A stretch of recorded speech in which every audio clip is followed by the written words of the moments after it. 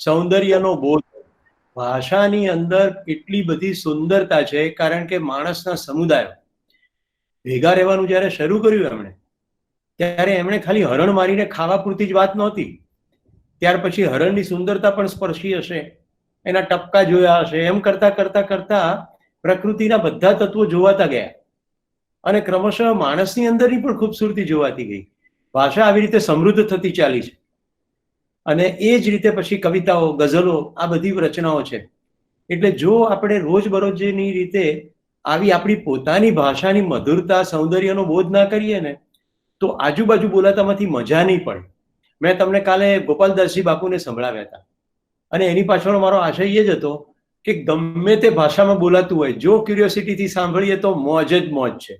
આપણી અંદર ગુફા યુગથી જે યુદ્ધની માનસિકતા છે ને, કબીલા યુગમાંથી, કારણ કે હરણનો શિકાર કરવાનો અને પોતાના કબીલા માટે ખાવાનું, એટલે બીજા કબીલાઓ સાથે લડાઈ કરવાની, આ યુદ્ધની માનસિકતા હજી આપણામાંથી ખતમ થઈ નથી. એટલે આપણે રમતને અંદર પણ લડાઈની જ વાત કરીએ છીએ અને અત્યારે આખા દેશની અંદર કોરોના વાયરસ સામે લડવાની જ વાત ચાલે છે. અને જે આપણા ખૂબ સારા રક્ષકો છે એને આપણે બધી વોરિયર કહીએ છીએ, યોદ્ધાઓ કહીએ છીએ. આખી ભાષા આપણી માનસિકતા છતી કરે છે. આપણે યુદ્ધની જગ્યાએ કોઈ પ્રેમની ભાષા વાપરતા આપણને આવડતું જ નથી, કારણ કે રમતોમાં પણ આ જ આવ્યું. મારા પિતાનો અત્યારે હું તમારા પ્રત્યે આભાર માનું છું કે એમણે મને પત્તાની રમત રમવા દીધી નથી. બહુ મોટો થયો ત્યારે મને ખબર પડી કે આની સાથે માનસિકતા કેવી રીતે ઘડાય છે. પત્તા, ચોપાટ, ચેસ બધામાં મારામારી જ છે. મને આ પબજીની ખબર નથી, પણ એક એંગ્રી બર્ડ વાળી કોઈ ગેમની મને કોઈ વાત કરતું હતું, એમાંય મારવાની જ વાત હતી. અને લગભગ બધી જ ગેમો, કોઈએ મને એવું સારવીને કીધું છે કે લગભગ બધી ગેમોમાં મારવાની જ વાત છે. તો ક્યારે બીજાને ગળે લગાડીશું? ક્યારે પ્રેમની વાત કરશું? આપણી માનસિકતા ઘરની અંદરથી શરૂ થાય છે. એટલે હું તો અપેક્ષા રાખું કે જે લોકોના ઘરમાં નાના બાળકો છે, આવી ભંગાર રમતોને બદલે બીજી નવી રમતો ઉપલબ્ધ છે અને અમારા જેવા ઘણા શિક્ષકો એ રમતા શીખવાડી શકે એમ છે. એટલે ખૂબ સરસ એવી રમત કે જે રમત પૂરી થાય ને પછી તમે આનંદને આહલાદથી ઉભરાઈ જાઓ. આ તો ચંદ્રેશભાઈ કીધું એ પ્રમાણે તો આખો પ્રોજેક્ટ કરવો પડે કે ભાઈ હવે આ અહીંયા પૂરું થયું. પણ જે ચંદ્રેશ સાથે રમીને જાય ને કે ચંદ્રેશ તો સ્માર્ટ છે, મારો વાલો જીતી ગયો, એવું તો બોલશે જ. એટલે યુદ્ધની માનસિકતા દૂર કરવા માટે પ્રેમની માનસિકતા ઊભી કરવી પડશે. અને એટલે હું વચ્ચે વચ્ચે કવિતા કહેતો હોઉં છું કે રાત દિવસનો રસ્તો વાલમ, નહીતર ખૂટે કેમ, તમે કરજો પ્રેમની વાતો, અમે કરીશું પ્રેમ. એટલે વાતોમાં પ્રેમ હોવો જોઈએ. તો હવે આપણે પ્રેમની વાતના પ્રસંગમાં આગળ વધીએ. સંવાદમાં લિસનિંગ. સૌથી પહેલા આપણે એક લોજિકલ सांभळिए. शिवानी बहन जी बोले छे एमांथी लॉजिक तो एक बड़ी प्यारी नेचुरल डेथ हुई है, वो तो स्लॉटर हुआ है, मर्डर हुआ है. उसके अंदर नफरत, नाराजगी, गुस्सा, दर्द है. इसको अगर हम खाएंगे तो मन शांत और खुश कैसे रह सकेगा? How is it possible? 3 महीने का एक्सपेरिमेंट करके देखते हैं. रेडी एक्सपेरिमेंट करने के लिए? 3 महीने सात्विक अन्न खाकर देखे. अपने आप चेंज फील होने लग जाएगा. जैसा अन्न वैसा मन. अब सात्विक अन्न मतलब सिर्फ वेजिटेरियन नहीं, वेजिटेरियन तो ऑफ कोर्स वेरी इंपॉर्टेंट, लेकिन सात्विक अन्न मतलब जो बड़ी प्यारी स्थिति में भी बनाया गया है. गुस्से में अगर खाना बना रहे हैं तो हम उसको सात्विक नहीं बोलेंगे. कभी भी बहनें जो खाना बनाती हैं, कभी भी परेशान और नाराज स्थिति में खाना नहीं बनाना. और भाई लोग, जो आपके घर में खाना बनाता है उसको कभी डांटना नहीं, उससे कभी लड़ना नहीं, क्योंकि वो किचन में जाके आपके खाने में मिला के आपको ही 1 घंटे में खिलाने वाले हैं वो वापस.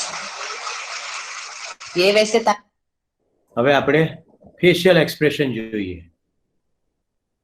ટીવી ઉપર વધારે બોલવા કરતા મને લાગે છે વર્તમાન તમારા મોબાઈલ ને વોટ્સએપ માટે વધારે બોલવા જવું. નાનકડા સાધને ભલ ભલાની ખોપડી ફેરવી નાખી. ભલ ભલાની શું વાત કરું તમને, 45 વર્ષની ઉંમર હોય, 2 દીકરાની માં હોય અને એક ક્યારેક 20 વર્ષના છોકરાની સાથે લાગી ગઈ હોય, આ ટચુકડાના માધ્યમે શું ન પાપ થાય, કયા પાપ ન થાય. હિંસા તો હવે બાજુ પર મૂકો, સૌથી મોટું પાપ આ નાનકડા સાધને જો કર્યું હોય, વ્યભિચાર અને બળાત્કાર. જુઠ્ઠું બોલતા થયા છો તમે. એ તો હવે નોર્મલ. ક્યાં છો? રસ્તામાં છું. એક બેન તો એના મિસ્ટરને પૂછ્યું ક્યાં છો, તો ઓલો કે શંખેશ્વરમાં છું. તો જે જમણી બાજુ કયા ભગવાન છે એ કયો? ઓલો સાચો જ હતો એટલે એને કીધું અજીતનાથ. એમ નહીં, ત્યાં ઘંટ છે તો વગાડો જરા, મને ખબર પડે. બોલો કેટલું છે, કેટલું છે? સાચું બોલો. અહીંયા બેઠેલા છોકરા અને છોકરીઓને એટલું કહું, તમારો મોબાઈલ 1 મિનિટ માટે મને આપી દો. 1 જ મિનિટ ફટાક દઈને આપો ખરા. કઈ પણ કર્યા વગર સીધો આપી દેવા. રેવા દો, રેવા દો. મને રત્નસુર મારે કે એક વખત નાની શિબિર હતી, એમાં 40 જ છોકરા છોકરીઓ હતા અને એમાં 10 છોકરાને મેં ઉભા કર્યા બીજા વ્યવસ્થા માટેના. અને મેં કીધું આ છોકરા 10 ઉભા છે, ફટાફટ તમારો મોબાઈલ આપી દો. પેલા એમ પૂછ્યું હું જે માંગુ એ તમે આપો. મિત્રો, તમે એમના ફેશિયલ એક્સપ્રેશન, ડાબા અને જમણા હાથનો પ્રયોગ અને આખી બોડી લેંગ્વેજ પણ માર્ક કરી હશે એવી આશા રાખું છું. હવે ખાલી વોઇસનો ટોન ઉપર ધ્યાન આપજો. फेस तो देखा शेष पर वॉइस ना टोन. वैलेंटाइन डे आप कैसे मनाते हैं? क्या है इसमें? ये किसकी परंपरा है? ये कहां से खड़ा हुआ था?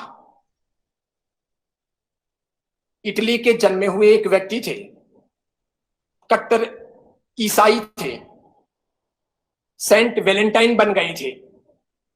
उन्होंने एक लड़की के साथ शादी की थी. वहां के राजा को यह नागवार गुजरा था. वे उन्हें ईसाइयत से और इस प्रेम से तब्दील करना चाहते थे. 14 फरवरी को उनकी मौत हुई. उनकी याद में वैलेंटाइन डे प्रारंभ हुआ.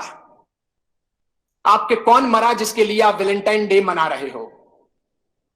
कौन सा इतिहास आपके घर में रचा गया कि जिसके लिए वैलेंटाइन डे मना रहे हो? शादी का दिन मना लेते. और पति और पत्नी का प्रेम तो सदैव होना चाहिए, प्रतिपल होना चाहिए. वो मात्र चमड़ी का नहीं होना चाहिए, वो दिल का होना चाहिए. हम सब चमड़ी के पुजारी हैं. इसलिए आप में से बैठे हुए लोग माफ करना, साधु हूं, जिन शासन का और आचार्य हूं, फिर भी बोल रहा हूं. हम सब चमड़ी पसंद करने वाले लोग हैं. हम सब खूबसूरती सिर्फ देखते हैं. हम नाक देखते हैं, होठ देखते हैं, आंखें देखते हैं, उसकी स्टाइल देखते हैं, उसकी अदाएं देखते हैं, उसकी कमर देखते हैं, उसके गाल और नाक नक्श देखते हैं और दीवाने बनते हैं. हम बेहुदे गंदे लोग हैं और इसीलिए हम वहीं पर अटके हैं. और इसीलिए हमारे प्यार का तकाजा, प्यार का अर्थ, प्यार का रूप भी सिर्फ चमड़ी तक सीमित है. अगर उसके आगे है तो वैलेंटाइन डे की आवश्यकता नहीं है. मेरे बाप भी प्यार करते थे मेरी मां से और मेरी मां भी प्यार करती थी मेरे पिता से. आपके पिता ने भी प्यार किया होगा आपकी मां से और आपकी मां ने भी प्यार किया होगा पिता से. जरूर उनके वहां पर उस समय उस रूम को सजाने के लिए गुलाब के फूल नहीं रहे होंगे, कोई रूम स्प्रे या बॉडी स्प्रे नहीं रहा होगा, वो टब नहीं रहे होंगे कि साथ में बात कर सकें. इसके सिवाय अन्य अन्य प्रकार के संसाधन नहीं रहे होंगे. उष्णों, शैम्पू, वो खूबसूरती के अन्य अंदाज नहीं रहे होंगे. तर भी जीवन की पवित्रता रही होगी, समर्पण का भाव रहा होगा. वो तो હું માનું છું તમે ટોનના પલટા બરાબર જોયા હશે. હવે આપણા સદીના જેને મહાનાયક કહે છે, પણ વોઇસ મોડ્યુલેશનમાં અમિતાભનો જાદુ છે. પીચમાં लहरों से डरकर नौका पार नहीं होती, कोशिश करने वालों की कभी हार नहीं होती. नन्ही चींटी जब दाना लेकर चलती है, चढ़ती दीवारों पर 100 बार फिसलती है. मन का विश्वास रगों में सांस भरता है. चढ़कर गिरना, गिरकर चढ़ना ना करता है. आखिर उसकी मेहनत बेकार नहीं होती, कोशिश करने वालों की कभी हार नहीं होती. डुबकियां सिंधु में गोताखोर लगाता है, डुबकियां सिंधु में गोताखोर लगाता है. जा जाकर खाली हाथ लौट कर आता है. मिलते नहीं सहज ही मोती गहरे पानी में, मिलते नहीं सहज ही मोती गहरे पानी में. मुट्ठी उसकी खाली हर बार नहीं होती, कोशिश करने वालों की कभी हार नहीं होती. અને એક અતિ મહત્વના એવા સ્પીકર જેમણે આખી દુનિયાની અંદર ધર્મના ક્ષેત્ર ઉપર કાફી મોટી ચહલપહલ મચાવી દીધી એક સમયમાં, હવે રહ્યા નથી. રજનીશ મોહન અથવા ઓશો તરીકે ઓળખાયા. હું તમને ઓશોનો એક ટુકડો સંભળાવું છું. જો અવાજને કેવી રીતે વાપરવામાં આવે છે. ओशो लगन मुहूर्त झूठ सब पुरुष का आश्रय, ये तीनों अति दुर्लभ हैं। अलग अलग होकर भी जब तीनों एक साथ मिले तब तो परमात्मा का अनुग्रह ही है, तब मोक्ष करीब है। फिर भी आप चूक सकते, भगवान हमारे लिए सुभाषित की विस्तृत व्याख्या करने की अनुकंपा करें। सहजानंद।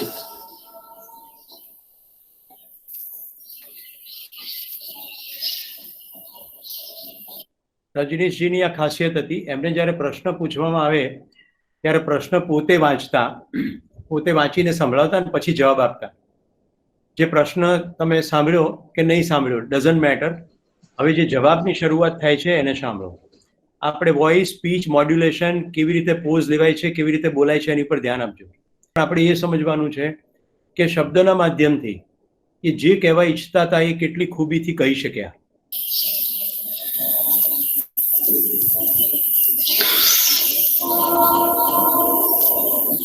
मनुष्य एक चौराहा है जहां से सब दिशाओं में मार्ग जाते हैं, यही उसकी विशिष्टता है. अनंत संभावनाएं मनुष्य के लिए अपना द्वार खोले खड़ी. मनुष्य जो भी होना चाहे हो सकता है. पशुओं का भाग्य होता है, मनुष्य का कोई भाग्य नहीं. कुत्ता कुत्ते की तरह ही पैदा होगा, कुत्ते की तरह ही जिएगा, कुत्ते की तरह ही मरेगा. इससे अन्यथा होने का कोई उपाय नहीं. मनुष्य कोरे कागज की भांति पैदा होता है जिस पर कोई भी लिखावट नहीं है. फिर जो लिखता है स्वयं वही उसका भाग्य बन जाता है. मनुष्य अपना भाग्य निर्माता है, अपना सृष्टा है. આ જે ટુકડો હતો એનું નામ છે લગાન મુહૂર્ત ઝૂઠ સબ. હવે હું તમને કાજલબેનને સંભળાવું છું અને તમારે એમાંથી તારવવાનું છે એ કયા વિષય ઉપર શું કરવા માંગે છે. શોધી કાઢો એમનો પર્પસ, હેતુ હોય. ખાસ કરીને મેં પટેલોના ઘરમાં જોયું છે બૈરા શબ્દ વાપરે. શરૂમાં જ્યારે હું તો નાગરની દીકરી પરણીને ગઈ તો મને આખો વિરોધ કે આ બૈરા નહીં કહેવાનું. ધીરે ધીરે મને સમજાયું કે બૈરામાં જ પ્રેમ છે, ત્યાં જ પ્રેમ આવે છે. દરેક માણસની પ્રેમ કરવાની રીત જુદી હોય. સોફિસ્ટિકેટેડ સ્ત્રીઓ, અમારા ઘરની સ્ત્રીઓ એમ કે એ લોકો કદાચ એટલો પ્રેમ દેખાડી ના શકે, પણ જે માણસ ખરેખર, તમે જુઓ, મેં તો બહુ જ માર્ક કર્યું છે અને આ એવી જગ્યા છે કે અહીંથી આ કહેવાવું જ જોઈએ કે જ્યારે પહેલી વાર સુરત ગયા કે બીજા ગામોમાં ગયા, અમદાવાદ ગયા અને પોતાનું કામ કરવાનું શરૂ કર્યું, આછી મૂડી ઓછી વસ્તુઓ સાથે, ખૂબ સ્ટ્રગલ. પાટીદારોના પરિવારોમાં મેં જોયું છે કે સ્ટ્રગલ ખૂબ કરી એ લોકોએ. કઈ નહોતું, એમાંથી આજે મોટું સામ્રાજ્ય ઊભું કર્યું છે. તો શરૂઆતમાં જ્યારે ઘરમાં પૈસા આવતા થયા ત્યારે પહેલા માતા પિતાનો વિચાર કર્યો કે ગામનું ઘર બંધાવીએ, મમ્મી પપ્પાને સગવડ કરી આપીએ, આ કરીએ, પેલું કરીએ, બા બાપુજી સારી રીતે રહે. પછી પૈસા આવ્યા તો સંતાનોના એજ્યુકેશનનો વિચાર કર્યો કે સારું ભણાવીએ, પરદેશ મોકલીએ, એમને સારી સગવડ આપીએ, એમને ગાડી અપાવીએ. પછી પૈસા આવ્યા તો પત્નીની સાડીઓ, પત્નીના દાગીના, પત્નીની વસ્તુઓ. હું કેટલા બધા એવા પટેલ પરિવારોને ઓળખું છું અંગત રીતે કે બહાર જતા હોય અને સવારથી પહેરેલું શર્ટ હોય ને પત્ની એમ કે બદલી કાઢો ને, તો એમ કે ચાલે, હવે મને કોણ જોવાનું છે, તું સાડી સરસ પહેર. પત્નીનું આખું વોર્ડરોબ ભર્યું હોય અને પતિનું એક જ ખાનું હોય અને શર્ટની સર્કિટ બી એવી જ રીતે ચાલે, જે ઉપર હોય લઈ લેવાનું એટલે પાછું છેલ્લું ઉપર આવી જાય. બધા પપ્પાઓ આવા હોય છે કેટલા બધા પરિવારોમાં. ગંજી ફાટેલું હોય અને પત્ની એમ કે આવું કેવું પહેરો છો, કોઈ જુએ કે કોઈ કોણ જોવાનું છે, તું જ જુએ છે ને. આ પ્રેમ છે, પણ આ સમજતા કદાચ થોડો સમય લાગે છે. કેટલા બધા પાટીદાર પરિવારોમાં હું જોઉં કે દીકરીને અમુક રીતે ડિસ્ટન્સ પર રાખે, બહુ વાલના. ઓકે, તો માનું છું તમને વિવિધ વસ્તુઓનો બરાબર ખ્યાલ આવ્યો હશે અને now we are ready to move. સૌથી પહેલા શિવાની બેનને તમે સાંભળ્યા અને શિવાની બેનનું મેં તમને કહ્યું કે કંઈક લોજિક લગાવો અથવા લોજિક પકડવાની કોશિશ કરો. એમણે જે કહ્યું હું માનું છું હમણાં જ સાંભળ્યું છે એટલે અત્યારે તો યાદ હશે જ. લિસનિંગનો પ્રોગ્રામ છે અને લિસનિંગ સ્કિલની વાત થતી હોય તો શું પકડાયું કહો તમારી. યસ સુનિલભાઈ, એમની વાતમાં તમને દમ લાગ્યો કે ના લાગ્યો, સ્વીકૃતિ છે કે અસ્વીકૃતિ છે? હા, હવે એમાં એવું છે કે શિવાની બેને જે વાત કરી એની અંદર એમને જે આપણે ખોરાક ખાઈએ છીએ, નો નો નો નો નો નો નો નો નો નો નો નો નો નો નો નો મેં બહુ પ્રિસાઇઝલી કહ્યું છે. જે એ બોલ્યા એ તો આપણે બધાએ સાંભળ્યું જ છે. એટલે એમણે જે કીધું એ આપણે કહીએ એ રિપીટેશન છે અને that is the wastage of the words. આપણે એટલે ઇફેક્ટિવ નથી થઈ શકતા કારણ કે આપણે બિનજરીતું શબ્દ પ્રયોગ કરીએ છીએ. સીધે સીધું એ કહો તમને શું મળ્યું એની સાથે સહમત છો કે નથી સહમત? ઓકે, ચંદ્રેશ. વખતે ક્રોધ કરવો નહીં અને ક્રોધ અપાવવો નહીં, એ ખાસ એમનું કહેવું. અને દુનિયાનું સૌથી સરસ દ્રશ્ય એ છે કે કોઈ સ્ત્રી તમારા માટે એકદમ પ્રેમ ભાવથી જમવાનું બનાવતી હોય. હાય હાય હાય, ક્યાં બાત હે, ક્યાં બાત હે. હું પૂરેપૂરો સહમત નથી શિવાની બેન સાથે. હા, એમની અમુક સાચી છે પણ બધી જ વાત તો સાચી ના કહી શકાય. તમે ઓલરેડી કહી ચુક્યા છો હિટલર શાકાહારી હતો પણ બહુ બધા લોકોને એને મારી નાખ્યા. અને દુનિયામાં ઘણા બધા વેજીટેરિયન છે જે ઘણા બધા ખોટા કામ કે આવા મારામારીના કામ કરતા હોય છે. જો ખાવાથી ફરક પડતો હોય તો એ બધામાં પડવો જોઈએ. ઓકે, આપણે શિવાની બેનની વાત ઉપર આગળ નહીં વધીએ. હું ખાલી મારો તમને તર્ક કહી દઉં. તમારી સામે જ્યારે પણ કોઈ પણ આવા પ્રસ્તાવ આવે ત્યારે દરેકની પાસે શુદ્ધ તર્ક છે જ અને એ કેપેસિટી દરેકમાં છે. એ એટલા માટે મહત્વનું છે કે જે કન્ટેન્ટ છે એમાંથી તમારે તર્ક પકડવાનો છે, ઇવેલ્યુએશન કરવાનું જ છે. આપણે અગાઉ જોઈ ચૂક્યા છીએ ઇવેલ્યુએશન, લોજિક. ભાઈ જે ખોરાક છે ને એ શરીરનો કાર્યક્રમ છે. બેન બોલ્યા, રાખીબેન એની સાથે પરફેક્ટ સહમત છું. મનની શાંત અવસ્થામાં બનાવેલો ખોરાક સરસ રીતે બનશે, કદાચ વધુ પૌષ્ટિક બનવાની સંભાવના વધી જશે. પણ જે પરિવારમાં ખોરાક બની રહ્યો હોય, ચંદ્રેશે જે બોલ્યું એમાં જવાબ આવી ગયો. જો કોઈ પ્રસન્નતાથી ગીત ગાતા ગાતા બનાવી રહ્યું છે અને ઘરમાં વ્યક્તિ હાજર છે તો એની પ્રસન્નતા કેટલી બધી હશે કે ઘરમાં પ્રસન્ન વાતાવરણ છે અને ભોજન બની રહ્યું છે અને પછી જમવા બેસતી વખતે પણ એ પ્રસન્નતા છે. પ્રસન્ને સર્વ દુઃખાનામ હાનિ રસ્યોપજાયતે. આખી શરીરની એન્ડોક્રાઇન સિસ્ટમ તમારા મનની સાથે પ્રભાવિત થનારી છે. આખું તમે ગૂગલ કરીને જોઈ લેજો, સાયકોસોમેટિક ડિસઓર્ડર. તાણ સાથે શરીરમાં શું વિકૃતિઓ આવે છે. એટલે પ્રસન્નતાથી જે શરીરની સિસ્ટમ પર થોડી ઇમ્પેક્ટ થાય તે થાય, પણ એ તો જે જોનાર છે ને એ હોવો જોઈએ. હા, સાત્વિકતાની વાત આખી અલગ છે, આખું ચેપ્ટર અલગ રીતે લઈશું. પણ તાજો ખોરાક, પ્રસન્નતાથી બનાવાયેલો ખોરાક, શરીરને માટે પૌષ્ટિક ખોરાક ખાવાથી શરીર સારું રહે. પણ મનને સારું રાખવા માટે આ બધી વસ્તુ મનમાંય ભરવી પડે. Garbage in, garbage out, goodness in, goodness out, power in, power out, freedom in, freedom out, peace in, peace out. હવે આપણે જતા રહીએ બીજા બધી સ્પીચીસ ઉપર. જે સ્પીચમાં તમને જે તારવવા મળ્યું છે અને એકદમ સટીક સ્પષ્ટતા થઈ છે જે તમારી જિંદગી સાથે સીધી રેલેવન્ટ છે, એ મને કહો. 4:51 થઈ છે. કાજલબેનના વિડીયોમાં ભાષામાં શબ્દોની સ્વતંત્રતાની વાત હતી. પટેલોને એમણે મોટિવેટ કરવા કે એમની વિજય ગાથા કરવાની વાત કરી અને પર્ટિક્યુલર પટેલ પુરુષની વિશેષતાઓની વાત કરી. ગુડ. ઉત્પલભાઈ પર્પસ પકડી લીધો. મેં ક્વેશ્ચન પૂછ્યો હતો કે આ બેન જે બોલે છે એનો પર્પસ શું છે? તો સરદાર ધામ કે કેળવણી ધામના નેજા હેઠળ સામે બધા જ પાટીદારો બેઠા છે તો સેન્ટ્રલ પર્પસ છે ટુ મેક પટેલ હેપી. ભાષાના જે પ્રયોગો છે એમાં શિષ્ટ ભાષા બોલાવી જ જોઈએ. એટલે સમાજની અંદર કોઈ અગ્રણી સ્પીકર હોય અને જેની બહુ વાહવા થતી હોય એટલે બધું બરાબર જ બોલે છે એવું ક્યારેય સ્વીકારી લેવું નહીં. આપણી પોતાનો નિરક્ષીર વિવેક રાખવો. હું માનું છું તમે મારો મુદ્દો સમજી શક્યા હશો.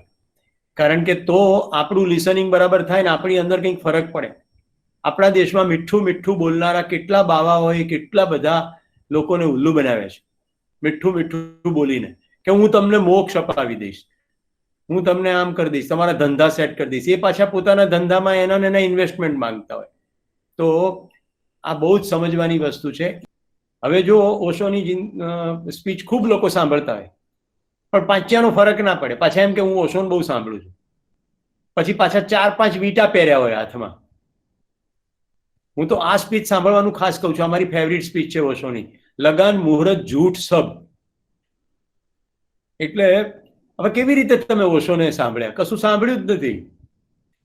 હવે આટલો નાનકડો પથરો ઉપરનો ગુરુનો ગ્રહ, એ ગુરુના ગ્રહને તમારી સાથે શું બાપે માર્યા વેર હોય, તે તમારી જિંદગીની અંદર ડખા કરે. એ તો ગચ્યું છે પદાર્થનું. પણ જો આ કોઈ માયનો લાલ કે લાલી પૃથ્વી નામનો ગ્રહ નહીં પહેરાવે, કારણ કે તરત રિઝલ્ટ આવે. કેળાની છાલ પર પગ પડે એટલે તરત પૃથ્વી ખેંચી જ લે. નંગ પહેર્યો હોય તોય ખેંચી લે. અને ધાબા ઉપરથી સીધો ચાલવા જાય, નંગરી મોટા 10 આંગળીઓમાં પૃથ્વીનો નંગ પહેર્યો હોય ને તો ધાબા ઉપરથી નીચે પડે, ટાંટિયા તૂટી જાય અને શમશાને જવું પડે. એટલે કોઈ પૃથ્વીનો નંગ પહેરાવે નહીં. જે પણ આપણા સમાજની અંદર કામ કરતા હોય ને, એમાં સમાજની ઉપયોગી કોઈ પ્રવૃત્તિ આપણને દેખાતી હોય, એ આપણા માટે ક્ષીર છે. ક્ષીર એટલે ખીર, અને બાકી બધું પાણી છે. આપણે ત્યાં એવી કલ્પના છે કે ભાઈ હંસની સામે તમે દૂધ મૂકવામાં આવે ને તો પાણી છોડી દે, દૂધ પી જાય. હવે હકીકત એવું કંઈ બને નહીં. પણ હંસ આખી કલ્પના છે કે આજુબાજુ ગમે એટલો ગંદવાડો હોય પણ હંસના પીંછાને કશું થાય નહીં. કમળ જે છે આજુબાજુ ગમે એટલો ગંદવાડો હોય પણ કમળ તો કમળ જ રહે. એટલે આપણા અધ્યાત્મ શાસ્ત્રની અંદર હંસ અને કમળના પ્રતીકો છે. પછી એના વર્ણન બતાવ્યા કે ભાઈ કેવું કરે હંસ, તો કે નીર ક્ષીર વિવેક, એટલે નીર છોડી દે, ક્ષીર ક્ષીર લઈ લે. અધ્યાત્મની અંદર બીજું કશું જ નથી. પોતાની અંદર ડોક્યું કરીને જોવાનું છે કે આ મને સ્વીકૃત લાગે છે, આમ થાય ખરું. તો કુદરતે આપણને અદ્ભુત કેપેસિટી આપી છે. તો મિત્રો, આજના સેશનની પૂર્ણાહુતિમાં એક મહત્વનો શબ્દ કહું છું, અને એનું નામ છે શબ્દ બ્રહ્મ. આપણા અધ્યાત્મ શાસ્ત્રમાં શબ્દ બ્રહ્મ એવું કીધું છે કે જો તમે જે બોલો છો તે પ્રમાણે કરો તો એક તબક્કે એવું થશે કે તમે જે બોલશો તે પ્રમાણે થઈ જશે. તમે જે બોલો છો, તમે એવી જ રીતે વિચારો છો, તમે એવી રીતે ભાવ અનુભવો છો, અને પછી તમે એક્ઝેક્ટલી એવી રીતે કરો છો. તો આ બધી વસ્તુ ભેગી થઈ જાય તો એને કહેવાય કોંગ્રુઅન્સ અથવા એકતા. મનસા વાચા કર્મણા એકત્વમ. આ એકતા થાય તો ધાર નીકળે અને ધાર્યા પરિણામો આવે. એવું આવું અધ્યાત્મ શાસ્ત્રમાં મેં વાંચ્યું અને મને થયું કે ચલો પ્રયોગ શરૂ કરીએ. અને મિત્રો, મને પરિણામ મળ્યું. બિલકુલ પરિણામ મળે જ છે. દુનિયાભરના સક્સેસ લિટરેચરો વાંચીએ એટલે બિલકુલ ખબર પડે કે ક્યાંક ને ક્યાંક કોંગ્રુઅન્સ વગર થતું કશું જ નથી. અદ્ભુત પરિણામો ત્યારે જ આવે છે જ્યારે આપણે એને આચરણમાં મૂકીએ. તો દોસ્તો, આપણે શબ્દ બ્રહ્મની ઊંચાઈએ પહોંચવું હોય તો આપણે કેટલું બધું સાંભળીએ છીએ, એમાંથી બધામાંથી સારું સારું તારવી લેવાનું અને આપણે એને આચરણમાં મૂકવાનો પ્રયત્ન કરવાનો, તપાસી જોવાનું. વધુને વધુ આચરણમાં મૂકતા જઈએ, આપણી ભાષા વધુને વધુ શિષ્ટ થતી જાય. દોસ્તો, શિષ્ટ ભાષા એટલા માટે વાપરવાની છે કે શિષ્ટ ભાષા સર્વસ્વીકૃત ભાષા છે. એક શબ્દ છે સરસ્વતી અને બીજી શબ્દ છે વૈખરી. આમ તો બીજા ઘણા શબ્દો છે પણ અત્યારે ખાલી બે જ કહું. જેનાથી સામેવાળાના હૃદયમાં શાતાનો ભાવ થાય, સુખની અનુભૂતિ થાય, શાંતિની અનુભૂતિ થાય, એને સરસ્વતી કહેવાય. બાકી બધી વૈખરી કહેવાય. વૈખરી બોલવા ખાતર બોલી નાખ્યું, પોતાની અંદર સમજણ પડી કે ના પડી, સામેવાળાને સમજણ પડી કે ના પડી, ગમે તેમ બોલ્યા. Anyway, thank you very much. જય હિન્દ. આવજો. નમસ્કાર.